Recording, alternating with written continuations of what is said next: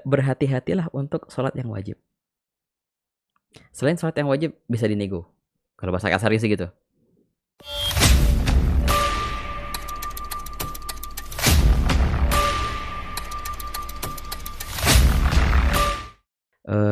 Pertanyaan pertama masalah dia sudah menikah kurang lebih 4 tahun ya sama istrinya. Tapi ada beberapa perbedaan gitu.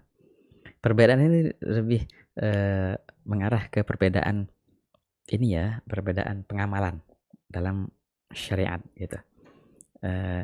Yang si suami beriktikad bahwasanya menyentuh istri itu batal. Si istri sebaliknya, nyentuh suami nggak batal. Ada nggak gitu? Ada sih, ada. Dalam beberapa madhab seperti itu. Wah kata. Seperti madhab Ahnaf. Di karangan para Ahnaf itu menyentuh suami istri nggak batal. Selagi itu nggak ada syahwat. Juga sama di madhab Malikiyah juga sama. Bila mana tidak bermaksud atau bermaksud tapi tidak syahwat, itu di madhab Malikiyah.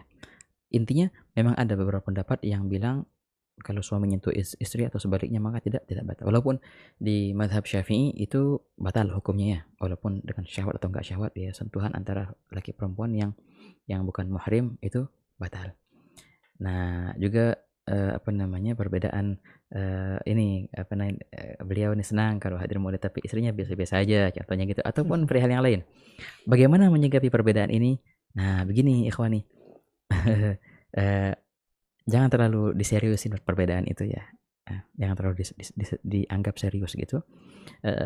Ya masing-masing berjalan dengan etikatnya masing-masing, dengan dengan keyakinannya dalam pengamalan syariah ini bagaimana, dan jadikan itu perbedaan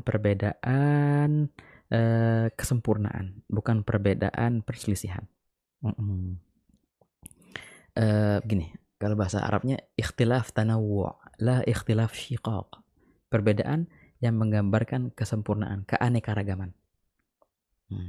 Kalau semua warna hitam aja, wah nggak seru. Warna-warni dong, contohnya gitu. Dan jangan jadikan perbedaan itu suatu perbedaan yang memecah belah, jangan. Kadang-kadang subhanallah gitu, ada suatu perbedaan Bang Yuda. Ini terlepas ya.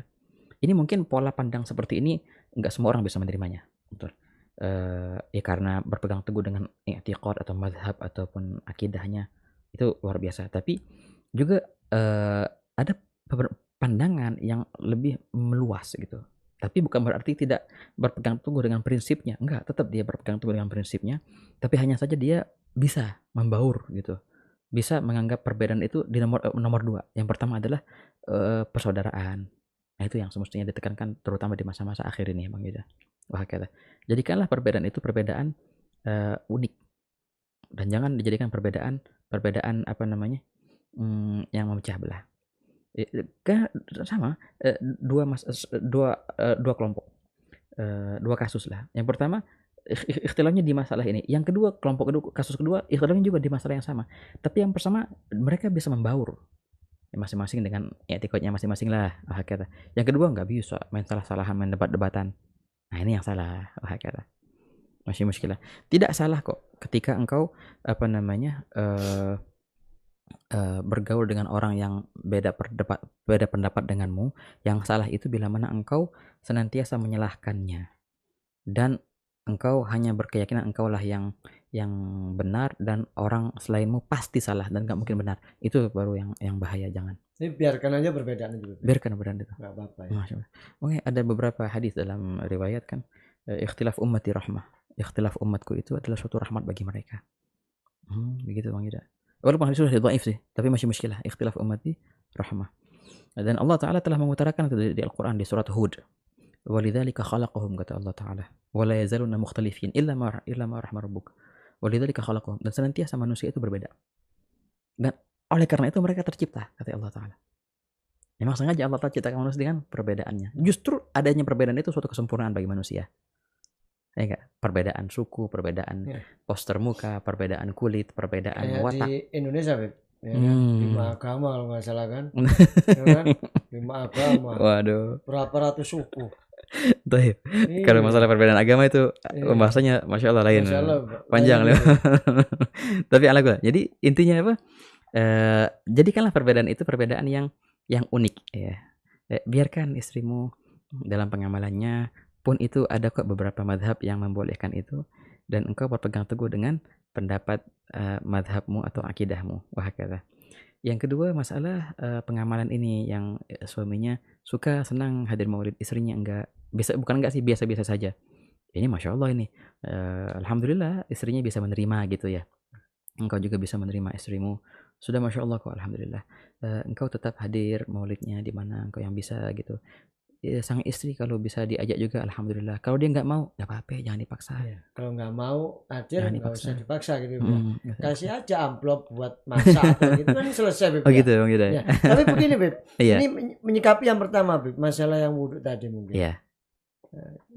Habis wudhu, kalau yang istri megang nggak batal. Iya. Kalau kita Batal. Lah, habis wudhu, contohnya nih Beb. Iya. Pegang batal. Oke. Jangan pegang. Nah, apaan sih ah? Nah, pegang siapa? Nah, itu L-nya gimana Beb? Iya. Kita sebagai laki-laki, apakah wudhu lagi? Ya kan? Iya. Apakah nggak wudhu? Nah, ini, Iya. ini paling gampang Beb. Oke, gampang. Jawabannya lebih gampang lagi, Bang Yuda. Jawabannya gimana? Berhati-hatilah untuk sholat yang wajib. Selain sholat yang wajib bisa dinego. Kalau bahasa kasar sih gitu. Untuk sholat yang wajib, wah jangan nih, jangan sentuhan ini. Wah kata. Kalau untuk selain sholat yang wajib, untuk kan seyogyanya kita senantiasa dalam keadaan berwudu gitu. Tidur dalam keadaan berwudu gitu. Itu nggak apa-apa ya, bisa dinego lah, dia nyentuh kita. Wah kata. Insya Allah kita masih dalam keadaan berwudu, mau baca Quran, it's okay, masih muskilah. Memakai beberapa pendapat. Tapi kalau untuk sholat fardu, wah jangan. Hati-hatilah afdalnya. Ini begini, ada persis kasus seperti ini di beberapa guru kami di Yaman sana. Ada beberapa masyayikh dari bangsanya Amuh, itu dari Hudaidah. Ini ulama semua. Jadi suaminya itu ulama bermadzhab Syafi'i. Istrinya ulama juga. Dan adik daripada seorang ulama besar bermadzhab Hanafi. Nah, jadi si suami mufti, si istri juga adiknya mufti, dan si perempuan tuh juga alimah banget gitu. Nah, mereka berhati-hati kalau mau sholat. Si suaminya bilang pas istrinya mengasih baju, nggak, jangan sentuhan nih.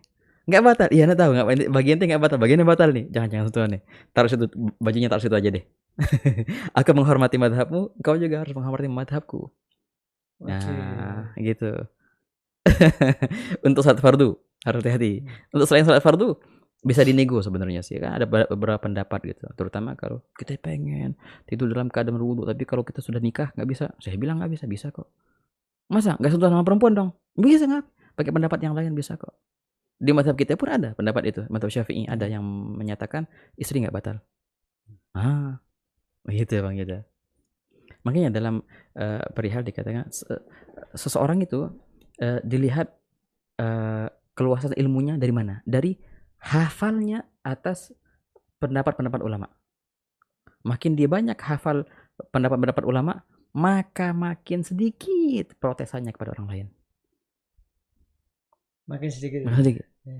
Ketika dia sedikit memprotes, wah ini berarti kurang hafalan masalah perbedaan pendapat antara ulama. Itu makanya Abu Hanifah ketika beliau ditanya bagaimana engkau mendapatkan Ja'far Shadiq, aku takjub dengan beliau. Kenapa? Dari siapa engkau takjub? Setiap aku menanyakan suatu perihal, pasti dia menyebutkan paling tidak 2 pendapat ulama. Menghafal khilaf kalau bahasa mereka. Masing-masing lah. Jadi selagi itu ada pendapat kok yang mensahkan seperti itu, ya nggak apa-apa, masing-masing. Lain hal kalau seandainya ini dengan sepakat ulama nggak boleh, nah itu berarti harus ditegur, dinasihati. Masih ada nego-negosiasi. Oke, masih muskilah, nggak apa-apa, masih